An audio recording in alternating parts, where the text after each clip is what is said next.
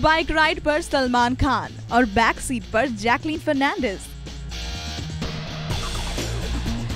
आप भी देखिए कितना मजा आ रहा है मिस फर्नांडिस को। रेस 3 को स्टार्स जैकलीन और सलमान ने ये मस्ती दरअसल फिल्म की शूटिंग के दौरान की, जहां सलमान खान जैकलीन को लेकर कारगिल से लेह तक निकले।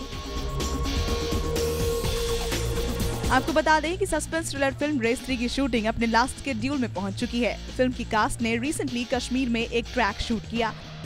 इस बाइक राइड से पहले सलमान को सोनमर्ग में टाइट सिक्योरिटी के बीच कूल अंदाज में जीप चलाते हुए देखा गया था।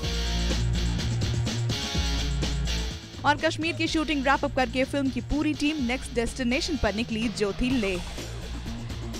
सलमान और जैकलीन एक साथ बाइक राइड पर निकले, जहां इनका सफर कारगिल से लेह तक चला।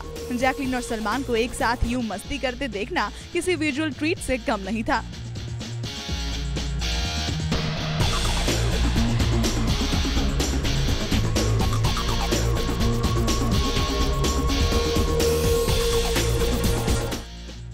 यही नहीं, इन दोनों के अलावा फिल्म की पूरी टीम ने भी बाइक से ही यह सफर तय किया। रेमो डिसूजा के साथ साथ साकिब सलीम और बाकी कास्ट एंड क्रू भी बाइक राइड एंजॉय करते नजर आए।